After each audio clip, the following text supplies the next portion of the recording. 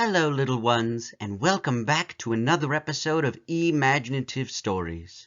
My name is Eric, and today I will be reading you the second story within the book Yertle the Turtle and Other Stories by Dr. Seuss, titled Gertrude McFuzz.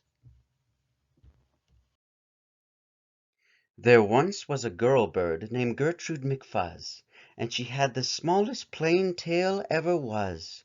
One droopy droop feather, that's all that she had. And oh, that one feather made Gertrude so sad. For there was another young bird that she knew, a fancy young birdie named Lola Loo, and instead of one feather behind, she had two.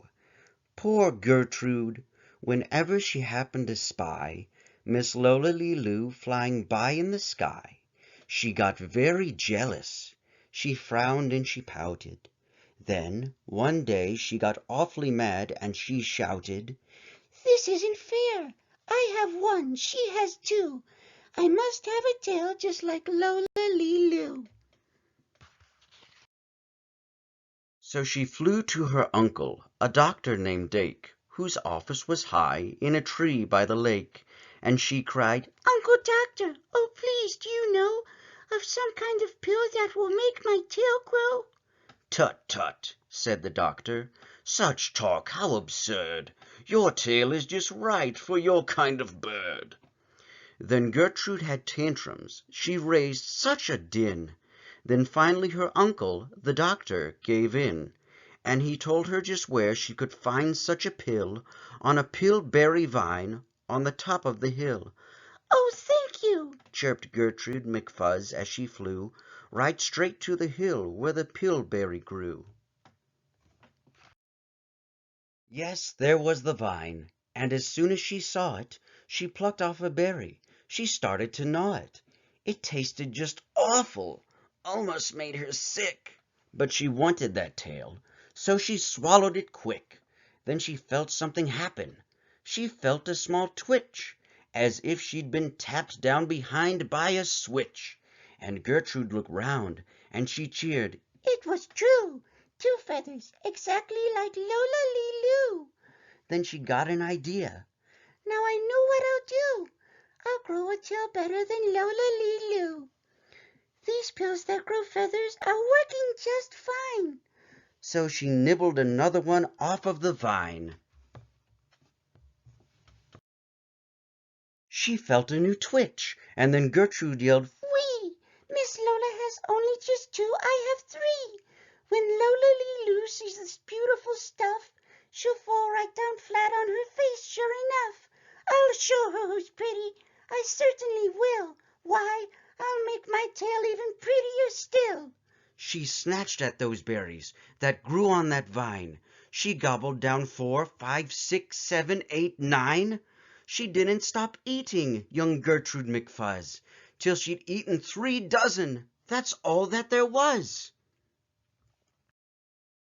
Then the feathers popped out with a zang with a zing. They bloomed like flowers that bloom in the spring. All fit for a queen, what a sight to behold! They sparkled like diamonds and gumdrops and gold, like silk, like spaghetti, like satin, like lace. They burst out like rockets all over the place. They waved in the air and they swished in the breeze, and some were as long as the branches of trees. And still they kept growing. They popped and they popped until long about sundown, when they finally stopped. "And now," Giggled Gertrude, "the next thing I'll do is fly right straight home and show Lola Loo. And when Lola sees these, why her face will be red, and she'll let out a scream and she'll fall right down dead."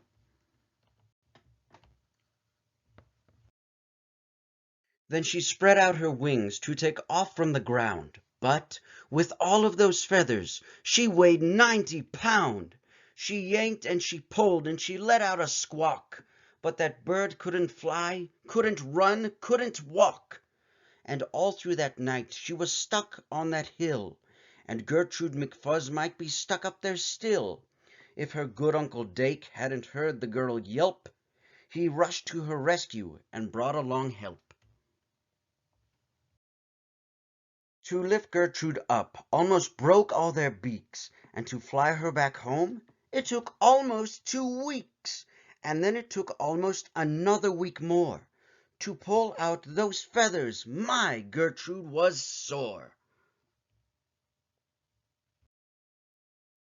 And finally, when all of the pulling was done, Gertrude behind her again had just one. That one little feather she had as a starter. But now that's enough, because now she is smarter. The end. Thank you all for tuning in to the reading today, and be sure to tune in on Wednesday for the third and final story within this book called The Brag. Until then, keep using your imaginations and be sure to like and subscribe to this channel. Thank you.